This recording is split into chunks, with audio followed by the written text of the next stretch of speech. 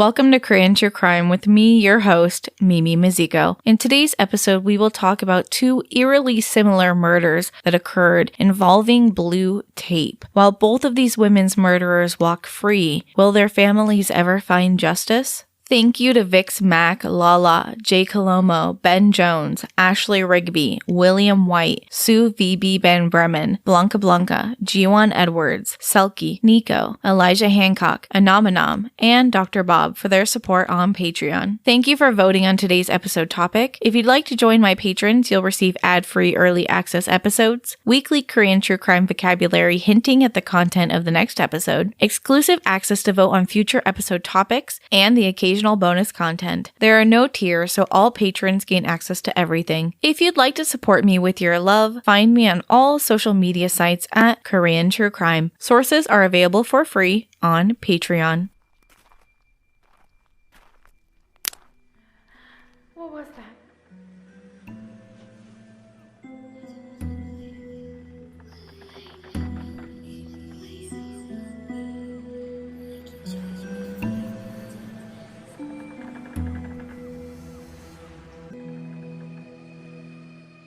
On December 17, 1999, a significant event occurred that would change the life of 57-year-old Hong Tae-sun. She lived with her husband in a split house on the second floor in Suseong-gu, Daegu. This bustling city, which I have had the privilege of residing in for the last 5 years, is a treasure trove of unique sights and experiences. Suseong is, in particular, breathtakingly beautiful and complete with magnificent mountain views and a charmingly small lake that captivates the heart of all who visit it. Despite its rapid development, this area has retained its peaceful, relaxed atmosphere. It's the perfect place to unwind and take in the beauty of nature. The small lake in particular is a sight to behold. I highly recommend renting a swan-shaped paddle boat and taking a leisurely paddle around the lake. As for Hong Tae-sun, she and her husband had built a happy life in their home, despite the distance between them due to his job. Mr. Hong worked in Ansong, which is about 5 to 6 hours northwest of Daegu, south of Seoul, and he could only come home on the weekends if he didn't have work. To make things more convenient, he had rented a small place in Ansong during the week, but nevertheless, they had made sure to stay in touch by calling each other almost every day. When Tae-sun was alone, she was sociable and very hospitable. She loved to spend time with friends and family. She was often entertaining guests at her home, which was always open to visitors. Her warm and friendly personality made her really popular amongst those who knew her. Her husband, Namgil, a pseudonym I'm going to use for him, was a man of routine. Every day at 9 a.m. he would call his wife to check on her and just have a chat. It was a simple yet essential ritual that they had established in their marriage. On December 17th, he made his usual call, but there was no answer. He didn't think much of it at first, as she could have been occupied with something or perhaps had stepped out of the house. So he waited a while and called again, but once again there was no answer. Growing concerned, Namgil called a few more times throughout the day, but each time he was met with silence. He decided to leave a message hoping that his wife would return his call. He assumed that she was probably out with her friends or had run some errands. However, when he couldn't get a hold of her the next day, he started to feel uneasy. It was unusual for his wife to not answer his calls, especially for an extended period like this. Despite his growing anxiety, Namgil didn't jump to conclusions just yet. He thought maybe his wife had decided to go on a trip with some friends, which she had taken trips before with her friends, but she had always informed him that she was going somewhere beforehand. But that wasn't the case this time. As the days went by without any contact from his wife, Namgil began to seriously worry. It was unlike her to be out of touch for such a prolonged period, and he couldn't shake the feeling that something was wrong. Despite his growing concern, he tried to remain calm and not panic. However, on the fourth day, December 20th, he made another attempt to reach his wife and still received no response. It was at this point that he knew something was wrong, and his worry turned into panic. The idea of not knowing where his wife was or what had happened to her was unbearable. After his several failed attempts to contact Tae-sun, Namgil began increasingly worried and decided to take action. Tae-sun had family in the city, so Namgil called her brother, Taemin, a pseudonym that we'll use for him. Namgyal asked her brother to come check on her at their house. Taemin was also concerned as he had not heard from his sister in days, and he and his wife immediately drove to their home in Susang. The house was a split-level home with a modern-style design. It had a red brick fence surrounding it and a double-door gate with a single door adjacent to it. Their home faced an alley that was shared with many other homes of similar design. The foundation of the home was large and had many rooms, while the second floor was about half of the size of the first floor and featured a large open balcony that they used for hanging laundry or seating. The outdoors staircase led up across the front of the home, providing easy access to the second floor. Taesun and Namgyal lived in the smaller apartment upstairs, which had 4 rooms,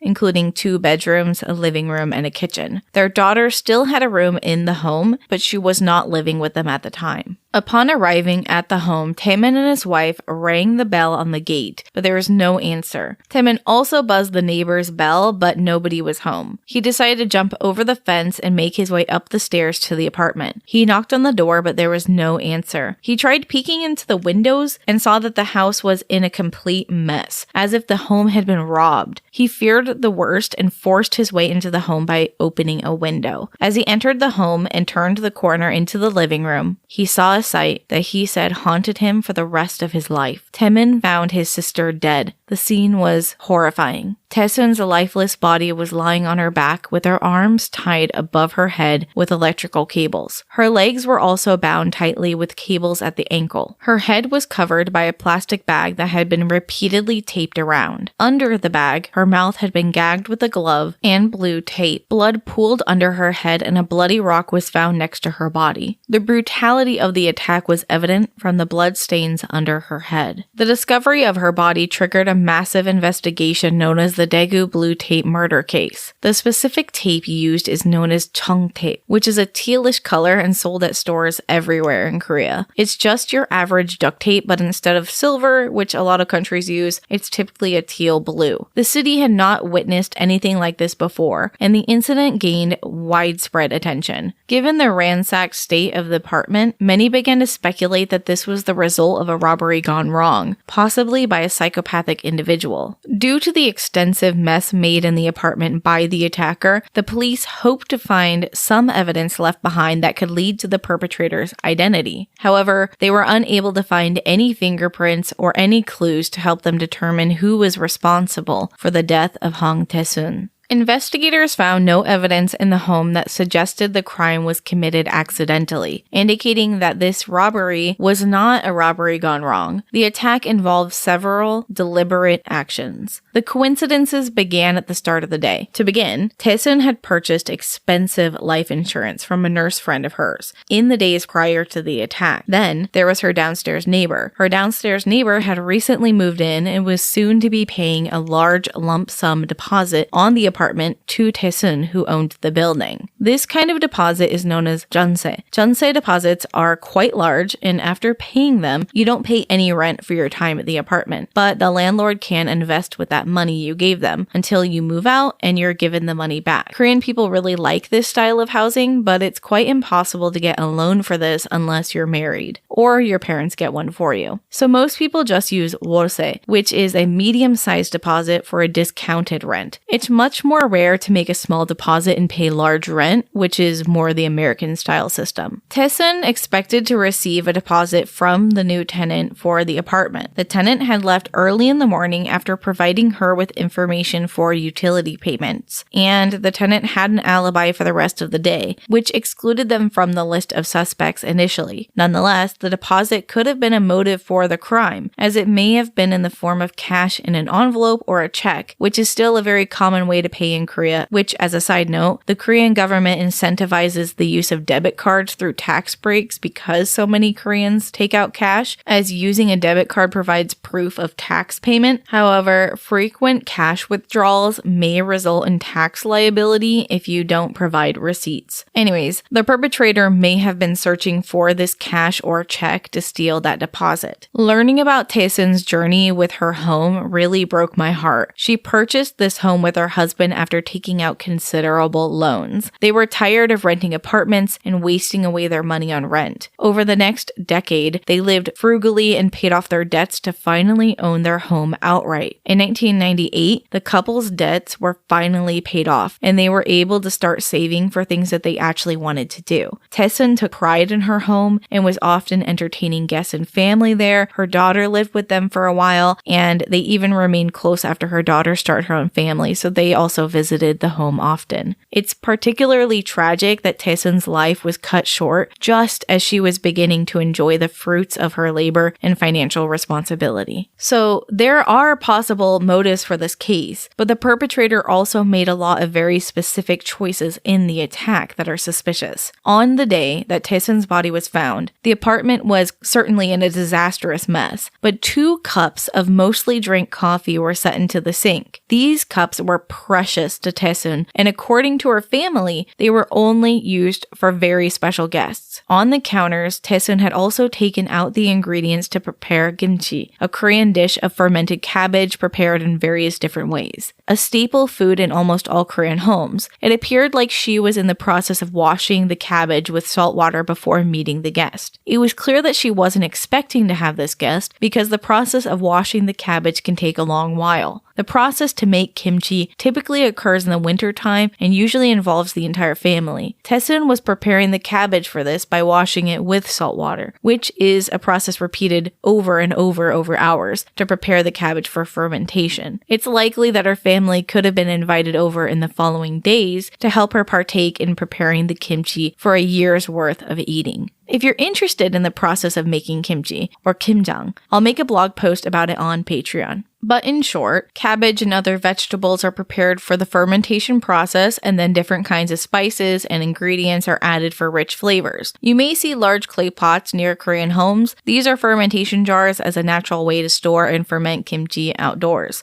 Kimchi-only fridges are also very popular in Korea. It's a pretty labor-intensive task to make kimchi for an entire year in a few days' time, so Taesun had her work cut out for her as she prepared the cabbage alone. It was unlikely she had expected this guest to arrive, but that she was pleased to have them over as she had prepared coffee in her favorite cups. The police suspected that the attack began as the assailant subduing Taesun to the ground. Initially, they believed that the cause of death to be the blow to the head with a rock found on the ground next to her body. But due to the lack of blood splatter, forensic criminologists determined that she was dead prior to being struck with the rock. The scalp has more blood vessels than any other part of the body, meaning a large wound would cause blood splatter that was just not present at the scene, even with the blow to her head occurring over the plastic bag. The blood pooled below her head slowly because her heart was not pumping any longer. The cause of death was determined to have been cervical compression, or simply she was strangled to death. The glove and blue tape that was gagging her, the electrical ties on her wrists and ankles, and the bag over her head were all placed post-mortem. Each of these items were procured from the home and not brought in from outside. Namgil, her husband, identified the items coming from various places in their home. Prior to being struck with the rock, there was no signs of resistance against the ties or gag that would result in disrupted tape or injuries to her skin. The perpetrator's motive for making the crime scene appear even more disturbing is not entirely clear. It's possible that they wanted to mislead the police and divert attention away, but by creating a chaotic and bizarre scene, they may have hoped to make the investigators believe that it was a psychopathic stranger that was responsible for the crime, instead of potentially someone that she loved and cared about. Alternatively, the perpetrator may have had a twisted desire to cause more pain and suffering to the victim, even after her death. Ultimately, without any more information about the perpetrator's identity or psychology, it's difficult to say why they made specific choices in the attack. The investigation into the Daegu Blue Tape murder case had some details released to the public, including that the police decided to rule out the possibility of the perpetrator perpetrator being a woman due to the tightness of the knots used to tie up the victim's hands and ankles. They specifically noted that the knots were tied so tightly that they believed it had to have been a man, and a man with mountaineering experience because of the specific knot tied. They completely excluded all women from the suspect list. This excluded the victim's friend, who initially had sold Taesun insurance a few days prior to the murder. She had received a call from Taesun on the morning of the incident. She was the last person to speak to Taesun, but did not make any comments about what was said on the phone to the media. The police cleared her as a suspect after hearing her alibi, but it was evident later when revisited by independent investigators that both the friend and the downstairs tenant should have been included in the suspect list for much longer than they were. Later, those independent investigators proposed that it was likely that this indeed was a murder for money, but that Taesun was not gagged prior to being choked, as the perpetrator may have been demanding Taesun's bank account password or the location of the deposit money. This again could have been a robbery gone wrong by someone who knew the victim, and then a hasty attempt to cover up their crime by making it appear much more planned than it was. It should be mentioned that towards the end of the discoveries from the initial investigation, no items, money, or jewelry were taken from the home that the family could account for. The deposit had not yet been given that day, and so the money just wasn't there.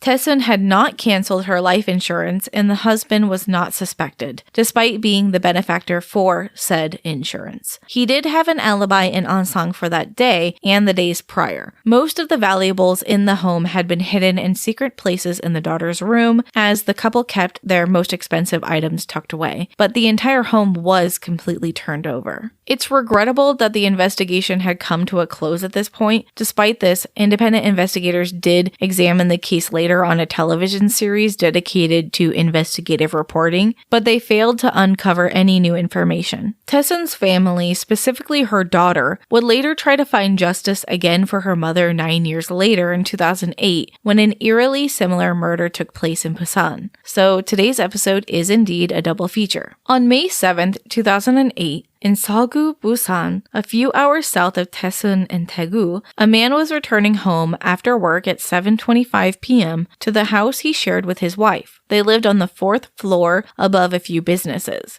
However, when he got to their front door, he discovered that the door was unlocked and wide open. He rushed inside to discover his worst fear. His wife was laying on the bedroom floor, arms bound by blue tape in front of her body, dead. Their home was turned over in a disastrous mess. It's worth noting that while this incident is similar to Taesun's case, the police did not officially announce any connection between the two, but Taesun's daughter believed that the perpetrator was the same. The victim's name was not released in this case, but she was a woman in her 30s. We will use the pseudonym Sumin. Sumin and her husband were not wealthy, and they lived in a small apartment. They actually owed a lot of money and debt for their home and lived very frugally. However, valuables like jewelry and money were stolen from the home. According to the initial dispatch report from the police, the perpetrator had broken into the home, attacked Sumin, and ransacked the place. The window was opened by breaking it in, but the window was on the outer wall, only accessible from above on the roof. Her husband testified that he did not notice anything suspicious when he left home at 1 p.m. that day. However, the mailman had arrived at 2 p.m. and reported that he did not receive any response when knocking on the door or ringing the buzzer. He even attempted to shout inside the apartment because he needed a signature for the package, but eventually left because no one appeared to be home. Sumin's husband then arrived later that night at 7:25 p.m. to find her dead. There were many similarities to Taesun's murder 9 years prior, but the police would not make that connection. In fact, it was never mentioned until Taesun's daughter tried to get them to reopen her mother's case. Sumin was strangled to death and was found with blue tape wrapped around her wrists, ankles, and mouth that was undisturbed by resistance. She was dead prior to being bound and gagged. However, there was hope in this case to find the perpetrator. Marks from the assailant's shoes were present all over. A dusting of powder was everywhere in the bedroom, from the robber throwing a tin of cosmetic powder down onto the ground. The powder placement appeared to have been intentional, as it was poured everywhere on the bedroom floor. As the perpetrator then moved throughout the house, they left behind shoe prints. It seemed that they had attempted to cover their evidence by pouring powder around the room, but accidentally poured it on their shoes as well, which then left behind sprinklings of dust throughout the rest of the home. The tracks ended at a window near the front of the home that peered outside into the parking garage. From there, the tracks didn't lead anywhere else. They stopped, facing towards the window, looking down onto the parking area, as if they were watching something. The tracks stopped because there was no more powder residue, but the police believe that they left again out of the window back onto the roof. The police were stumped, however, on whether or not the left-behind tracks were purposeful or not. Were they trying to make it seem like a careless robber spilled powder and searched the home, leaving behind tracks? Or did they actually make a mistake when covering their tracks?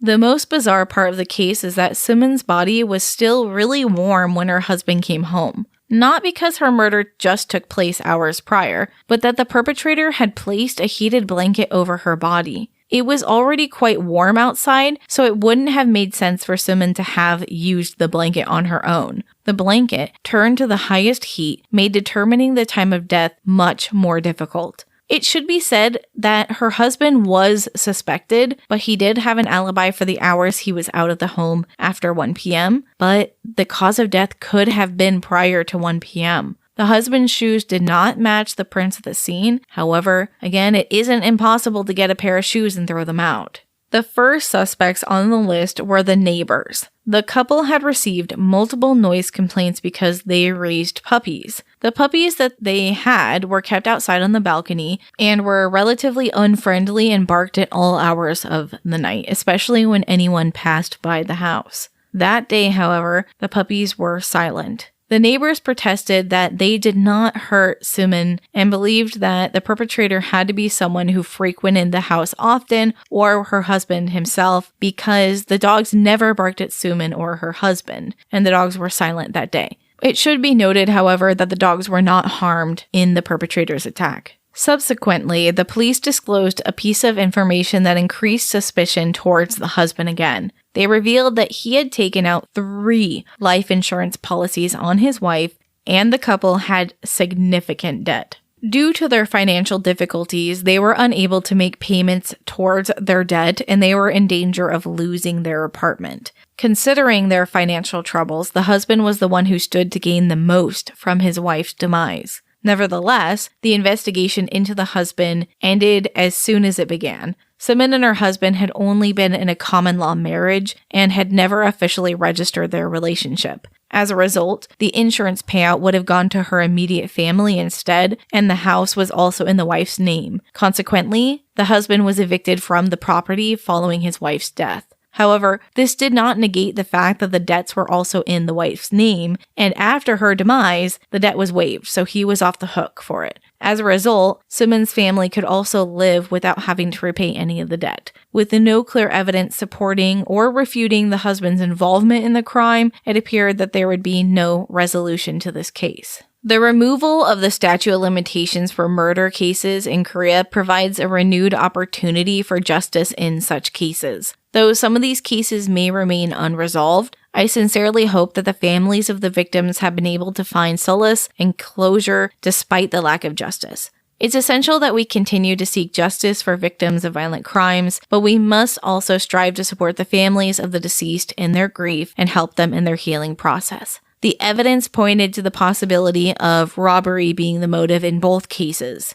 but the perpetrators' identities and whereabouts remain unknown. The investigation into their deaths serves as a reminder of the importance of thorough investigation and careful analysis of evidence in solving complex criminal cases. While justice may not have been served in this case, the hope remains that someday the truth will come to light and the perpetrators will be brought to justice. I hope you enjoyed today's episode topic. If you would like to vote on future episode topics, join Korean True Crime's Patreon today. Thank you for listening to Korean True Crime. If you'd like to hear more, follow the show wherever you listen and be sure to leave a review. If you'd like to send feedback, find me on all social media sites at Korean True Crime. 다음에 또 봐요. See you next time.